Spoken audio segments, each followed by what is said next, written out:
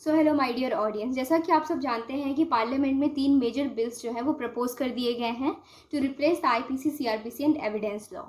और इसी प्रपोजल के चलते अब हमारे क्रिमिनल जस्टिस सिस्टम में कुछ नए लॉज हैं जो इंक्लूड होने वाले हैं, कुछ हैं जो रिपील होने वाले हैं और बहुत सारे ऐसे प्रोविजंस और लॉज हैं जो अब अमेंड होने वाले हैं।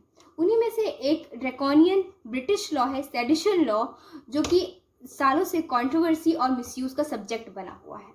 तो इस वीडियो में हम करेंगे एनालिसिस और जानेंगे सेडिशन लॉ की हिस्ट्री के बारे में, इसके इम्पैक्ट्स के बारे में और इसके रीसेंट इंस्टेंसेस के बारे में।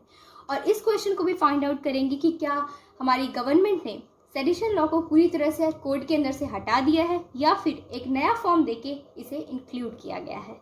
So let's begin. अगर सेडिशन लॉ की हिस्ट्री के बारे में बात करें तो सेडिशन लॉ को ड्राफ्ट किया था लॉर्ड मैकॉले ने इन द ईयर 1837 और इसको इंडिया के अंदर ले आया गया था 1870 में after the 10 years of the enactment of IPC. Indian penal code हमारा 1860 में इम्प्लीमेंट किया गया था और उसके 10 साल बाद उसमें सेडिशन लॉ को इंक्लूड किया गया था। ये वही फेज था जब हमारी कंट्री में बहुत से नए रिफॉर्मर्स, एक्टिविस्ट एमर्ज हो रहे थे और इसी टाइम पे बहुत सारे हमारे छोटे छोटे रिवोल्ट्स कंट्री में हो रहे थे। और इन्हीं सारे रिवोल्ट्स और वॉइसेस को सप्रेस करने के लिए ब्रिटिश गवर्नमेंट लेके आती है सेडिशन लॉ। इस टाइम पे एक बहुत ही लैंडमार्क केस आता है क्वीन एम्प्रेस वर्सेस बाल गंगाधर तिलक, जिसमें हमारे one of the prominent freedom fighter बाल गंगाधर तिलक के ऊपर 2 बार सेडिशन के चार्जेस लगाए जाते हैं। फर्स्ट टाइम उनकी स्पीच के लिए जो कि ब्रिटिश गवर्नमेंट के अगेंस्ट थी और सेकेंड टाइम उनके एक एसे के लिए जो कि ब्रिटिश गवर्नमेंट के अगेंस्ट था और हमारे उस टाइम की न्यूज़पेपर केसरी में पब्लिश किया गया था।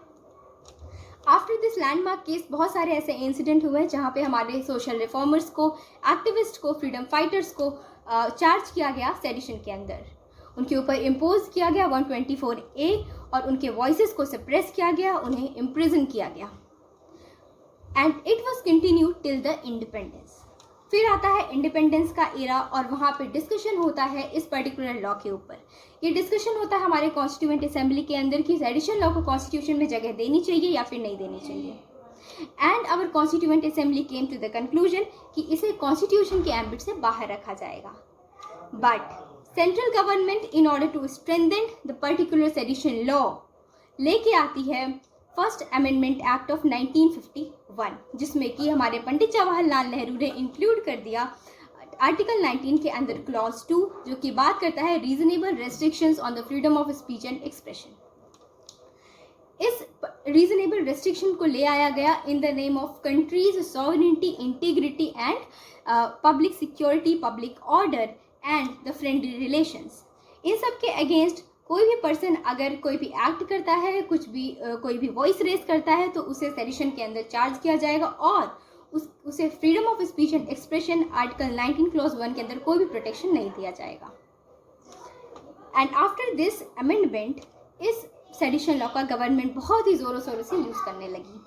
But then judgment came in 1961 named Kedarnath versus state of Bihar, जिसमें सुप्रीम कोर्ट ने ये डायरेक्शन दिया कि एक फ्रेज है 124A में criticism of public measures and government actions, जिसको कि एक्सक्लूड करा जाना चाहिए 124A के एम्बिट से, क्योंकि ये वॉयलेटिव है आर्टिकल 19 क्लॉज 1 का।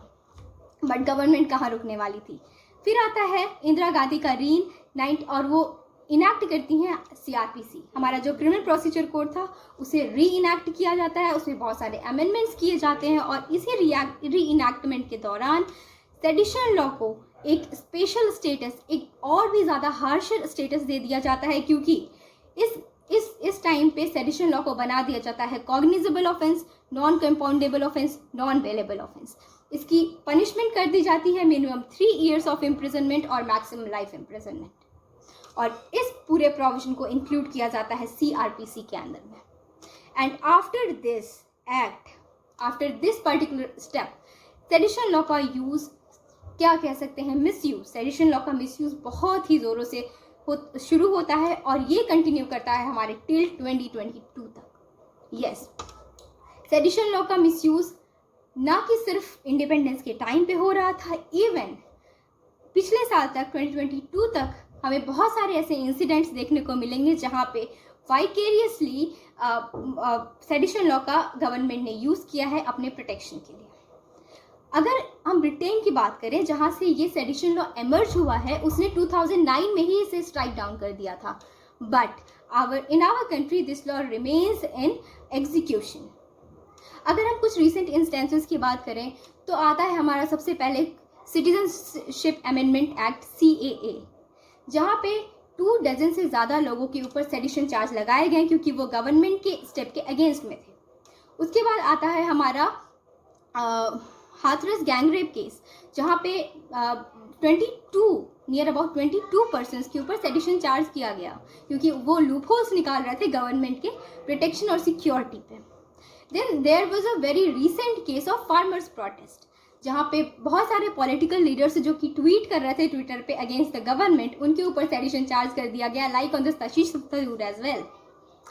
तो यहाँ पे बहुत सारे ऐसे इंसिडेंट्स देखने को मिले जहाँ पे हमारा ये सेडिशन लॉ गवर्नमेंट अपने प्रोटेक्शन, अपनी सिक्योरिटी के लिए, ना कि स्टेट की सिक्योरिटी के लिए यूज़ करती थी, और जो भी अपोजिशन था, जो भी गवर्नमेंट के अगेंस्ट में क्रिटिसिज्म था, उसे सप्रेस करती जा रही थी। But in 2022 supreme court in the case of Ambedkar versus union of India ये डायरेक्शन देती है या फिर ये हेल्ड करती है कि सेडिशन लॉ के अंदर चल रहे सारे ही ट्रायल्स और सारे ही केसेस को टेम्पररी डिसमिस किया जाता है, और इसके अंदर कोई भी नया केस रजिस्टर नहीं किया जाएगा क्योंकि ये from a long year ago ये पर्टिकुलर लॉ वायलेट कर रहा है हमारा freedom of speech and expression. Then comes the year of 2023, जहाँ पे 11 अगस्त को गवर्नमेंट 3 बिल्स लेके आती है जो कि रिप्लेस कर रहे हैं हमारे IPC, CRPC और एविडेंस को, और उसमें हमारे होम मिनिस्टर ने ये कहा कि सेडिशन लॉ को पूरी तरह से रिपील किया जा रहा है क्योंकि ये एक ब्रिटिश लॉ था। So coming to the question कि इस लॉ को पूरी तरह से रिपील कर दिया गया है या फिर किसी दूसरे फॉर्म में इसे इंक्लूड किया गया है, तो अगर आप भारतीय न्याय संहिता 2023 का ड्राफ्ट पढ़ेंगे तो उसमें पाएंगे कि सेक्शन 150 के अंदर सेडिशन लॉ के एसेंस को ही ऐड करते हुए एक ऑफेंस इंक्लूड किया गया है, offence against the sovereignty, integrity and security of the nation. तो देखना ये है कि फ्यूचर में इस पर्टिकुलर प्रोविजन का किस डायरेक्शन में इंटरप्रिटेशन होता है, इसे स्टेट की सिक्योरिटी के लिए, सॉवरेनिटी, इंटीग्रिटी को प्रोटेक्ट करने के लिए यूज़ किया जाता है, या फिर पॉलिटिकल लीडर्स इसे अपने प्रोटेक्शन, अपनी सिक्योरिटी के लिए एज अ टूल यूज़ करते हैं। So for more such videos, stay tuned on the channel. Thank you.